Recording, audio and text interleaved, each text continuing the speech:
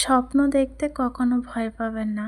আজ না হয় কাল, একদিন ঠিকই আপনার স্বপ্নগুলো সত্যি হবে ইনশাআল্লাহ।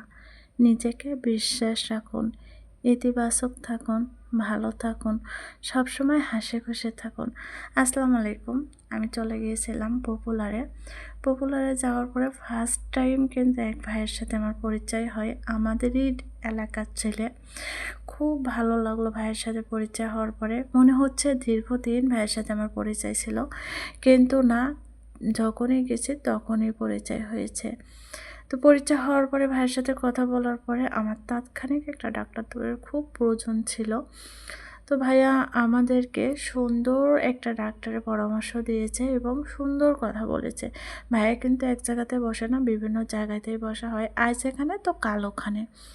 তো ভাইয়ের সাথে কথা বলার পরে ডাক্তার দেখানোর পরে আমাদের পরীক্ষা নিরীক্ষা দিয়েছিল। তো সেগুলো পরীক্ষার জন্য আবার ভাইয়ের কাছে আসলাম। ভাইয়ের কাছে এসে ভাইয়ের সাথে কথা বলতেছিলাম। ভাই একটু ডিসকাউন্ট করে দিয়েছিল, অনেক টাকা খরচ হয়েছিল। বুঝতে পারিনি যে এতগুলো টাকা খরচ হবে, কিন্তু কি আর করার। এখন পরীক্ষা নিরীক্ষা করার পরে কিন্তু রিপোর্টগুলো নিয়েই চলে আসবো। আলহামদুলিল্লাহ সব রিপোর্টগুলো কিন্তু ভালোই ছিল। তো ভাইয়ের সাথে অনেক অনেক কথা বলছিলাম, তারপরে কিন্তু ভাইয়ের এখান থেকে চলে আসছে। এরপরে দেন আমাদের আবার যাওয়া লাগতেছিল। তো ভাইয়া আমাদেরকে সাথে নিয়ে লিফটে চলে যাচ্ছিল। আর এখানে কিন্তু লিফটের ভিতরে মানুষ থাকে, লিফটে উঠতে অনেকে ভয় পায়, কিন্তু লিফটের ভিতরে কিন্তু মানুষ থাকে, কোনো ভয় পাওয়ার দরকার নেই। তারপর আমরা ডাক্তার দেখানোর পরে এসে একটু খাওয়া দাওয়া করলাম সবাই মিলে।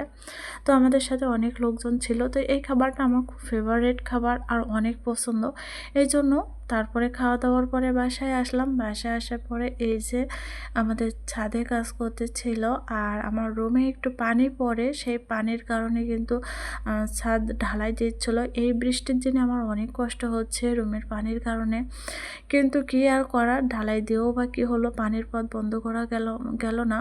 কিন্তু আমার বাড়িওয়ালাটা আলহামদুলিল্লাহ অনেক ভালো, বলার সাথে সাথেই কিন্তু এই যে ছাদটা কিন্তু ঢালাই দিয়ে দিচ্ছে।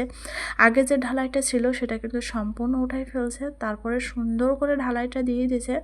তারপরেও পানি বন্ধ হলো না। কেমনটা লাগে বলেন তো? খুব খারাপ লাগতেছিল আমার যে এত কষ্ট করে বাড়িওয়ালা ছাদটা ঢালাই দিয়ে দিল, কিন্তু সেই পানিটাই বন্ধ হলো না। তারপরে এই যে বাসায় আসার পরে একটু রান্না বান্না করে নিলাম, একটু চা খেয়ে নিলাম, মাথাটা অনেক ঝিম ধরাচ্ছিল। তারপরে চা খাওয়ার পর আবার একটু বাইর হলাম। বাইর হওয়ার পরে এই যে রাস্তা দিয়ে যাচ্ছিলাম, খুব মেঘাচ্ছন্ন ছিল আকাশটা। আবার মনে হচ্ছিল যে বৃষ্টি বৃষ্টি আসবে, কিছুক্ষণ পরপরই কিন্তু বৃষ্টি আসে। বৃষ্টিতে কিন্তু অনেক ভিজে গিয়েছিলাম আর কি। তারপরে এই যে এবার বাসায় চলে যাচ্ছে, সন্ধ্যা হয়ে গেছিলো, সন্ধ্যার পরেই কিন্তু বাসায় চলে আসছে। আর একদম অন্ধকার হয়ে গেছিলো, আমি কিন্তু হেঁটে হেঁটে চলে যাচ্ছে। দুই সাইডের গাছগুলো কেমন লাগছে, আমার কিন্তু এই দৃশ্যটা অনেক ভালো লাগছে। আপনাদের কাছে কেমন লাগছে অবশ্যই কিন্তু কমেন্টে আমার বলে যাবেন। আর সন্ধ্যার সময় একা একা হেঁটে যাচ্ছিলাম, খুব ভালো লাগছিল।